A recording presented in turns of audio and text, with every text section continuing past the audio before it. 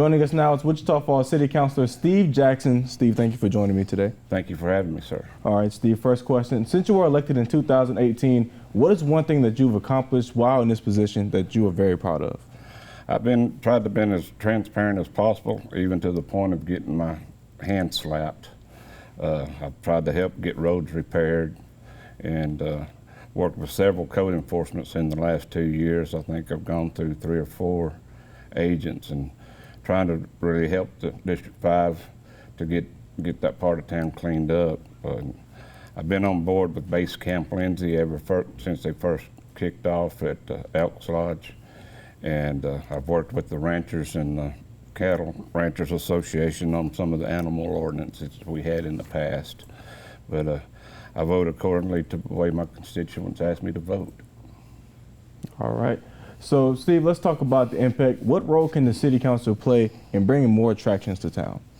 Well, we've been working with Star Expos, and that's been done Darren Dale has done the last 12 farming expos here at the Impact, and I'm hoping that they'll be able to get with the city and maybe get a long-term lease to take it over and get it off the burdens of the taxpayers so much. And there's a lot of things that we can do with the J.S. Bredwell Center.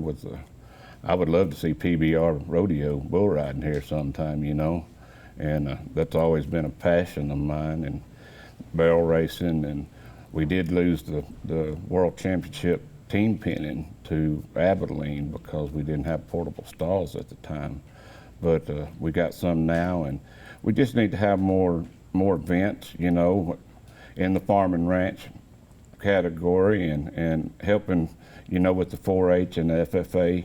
I've got a granddaughter that's in FFA at City View, and hopefully next year she'll be the first one to get to show a goat. So that's a goal that we're all looking forward to, and I just want the animal people to know that I work for them and try to be as transparent as I can be. All right. Well, last question for you, Steve. What is your vision of the future of Wichita Falls? And if elected, how can you help the city get there? I'd like to be, of course, bring in bigger paying jobs, you know, industries, trying to bring in the good paying jobs, you know, where people can make a living.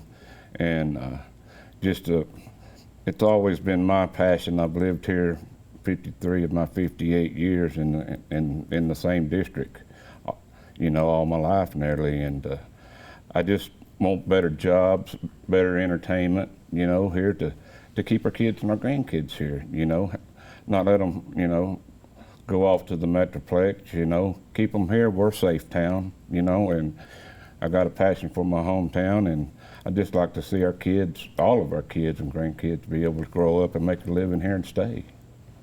All right. That is Councilor Stephen Jackson. Steve, thank you so much. Thank you, sir. I appreciate you having me.